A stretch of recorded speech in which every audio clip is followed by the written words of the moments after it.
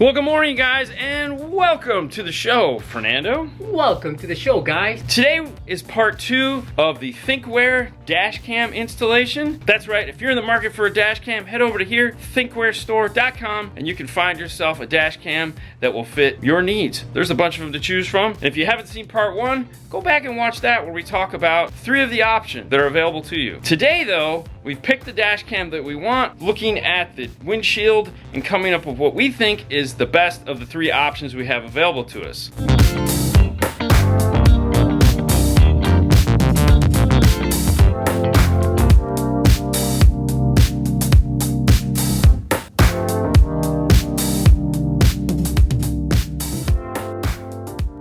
We've chosen this particular camera because we really like the way it mounts to the windshield and how we're going to run these wires in this particular vehicle. Let me show you. When sitting here like this, we can't see the camera at all. It's hidden by the mirror, which is something that the user really enjoys.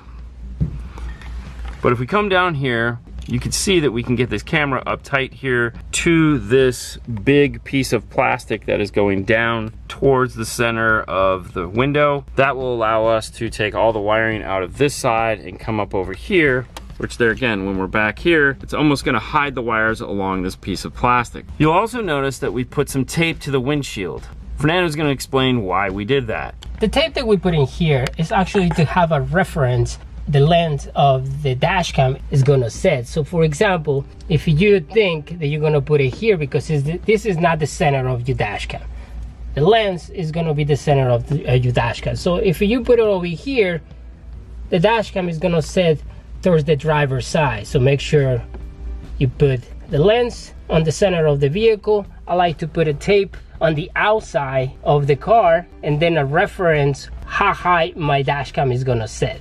So right there is gonna be good. So to apply the tape outside of the window, it does make it very easy to use the mirror as your center line. Why we put it on the outside of the window instead of the inside of the window is for the next part where we have to apply our sticky tape mount. This guy here, make sure your window is clean before you put it on. It's better recommended to mount it in the camera and then stick it in. Because if you don't do that, then it's kind of hard trying to figure it out. So mount it in your camera, grab your camera, peel off the tape. Now we're gonna go into the center.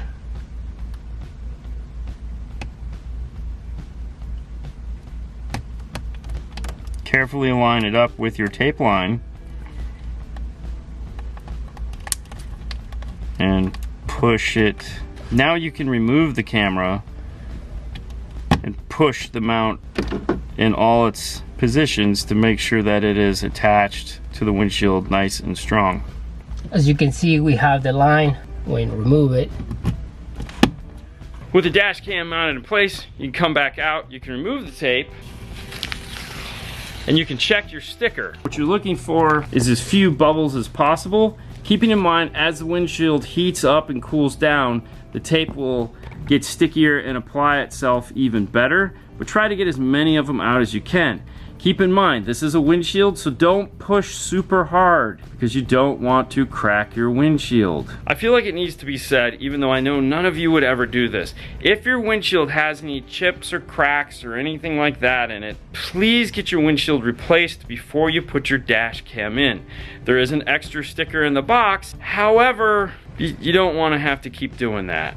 It's no fun. With that camera put into place, let's hop into the back of the vehicle and mount the rear camera. Like the front camera, the back camera is assembled in 2 parts. The cable, which you see here, and the camera itself that's going to get mounted to the windshield. We've used a very similar approach to what we did in the front, as we've applied a piece of tape to the outside of the window to give us our center point of the windshield. Depending on how you would like to install your camera, you may need to remove part of the back of the car like we've done here. You also may need to remove these wire routes that allow you to snake the cable through and into the car. Each car is going to be a little bit different. Before you attach the camera, make sure your cable is run and put the car back together again. That way you don't accidentally set the camera too low on the windshield. That way you don't set the camera too low on the back window, prohibiting you from putting these panels back on. When attaching the rear camera, make sure to take in consideration anything you have on the back here.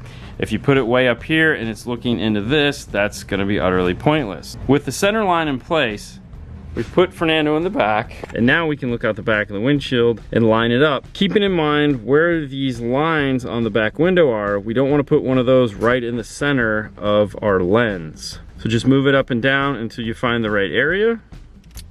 Stick it into place. And just push. Now this is not two pieces like the front, so just gently push on it until you get it as best as you can. The head swivels, so you'll be able to line it up to make sure that it is facing the direction you want. In this case, you'd like a nice angle that comes out the back here. It's super wide angle. The next step is to take the wire and run it up to our front dash camera. Typically when we do this, we either go along the headliner up the passenger side or up the headliner along the driver's side. Keeping in mind, if you do have curtain airside bags, to keep the camera wire away from the bags.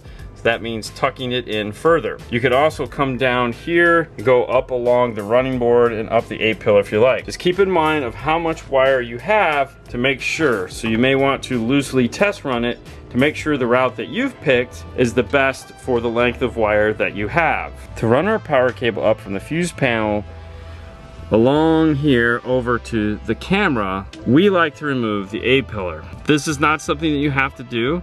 In most cases, you can get in there and tuck the wire into place. These are not the easiest thing in the world to get out. If you can get it out, it makes it nice because you can zip tie the wire along here. And then we've also removed the side panel here so that we can bring our wire down and out the opening here. By removing this panel here, it gives us a clear area in which we can add a screw in order to attach our ground. If you don't have the means to do that, a nice bolt that is metal on metal like this one here would also work for you. Make sure to make that ground connection first before you connect your two power cables. Zip tie any excess wire you have up so that it is in place.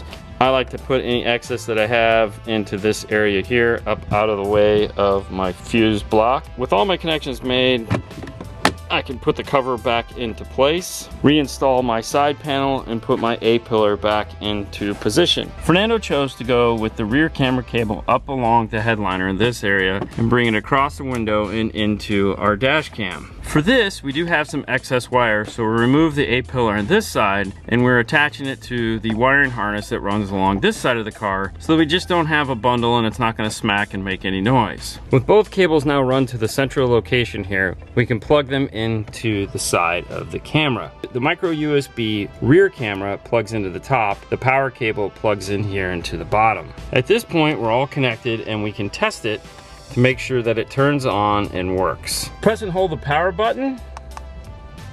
Please have a safe drive today.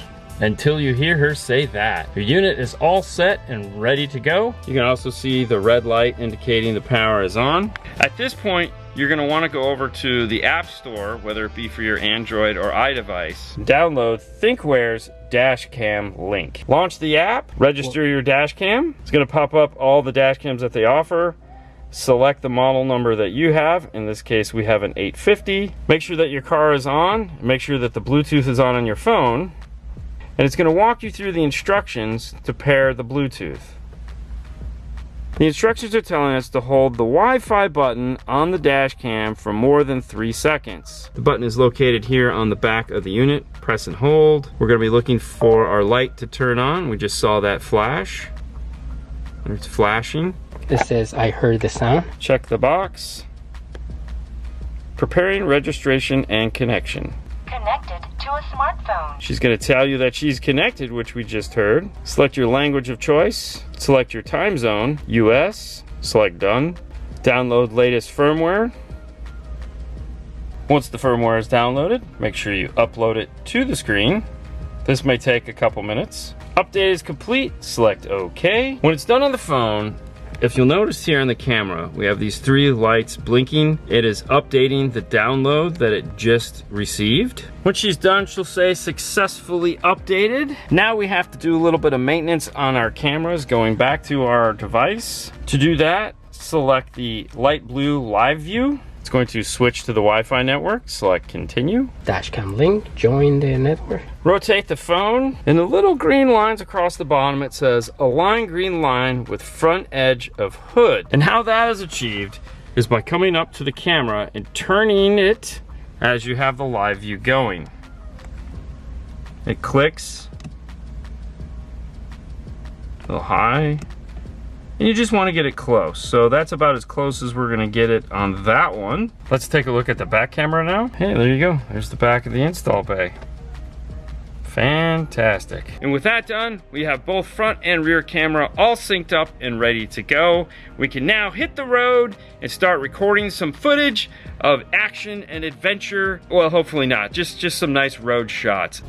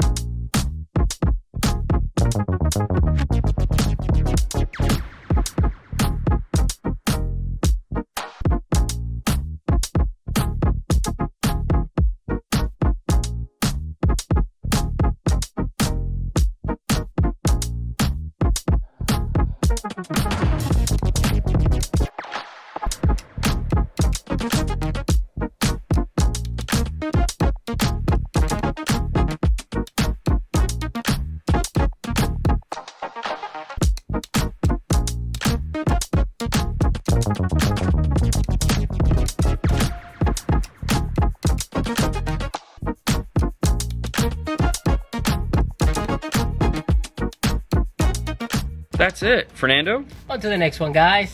We hope you guys have a great time. We hope you enjoyed this video. We hope you found it very helpful. If you did, let us know in the comments. You guys have a great night as always. We'll see you later next time. Bye. Bye.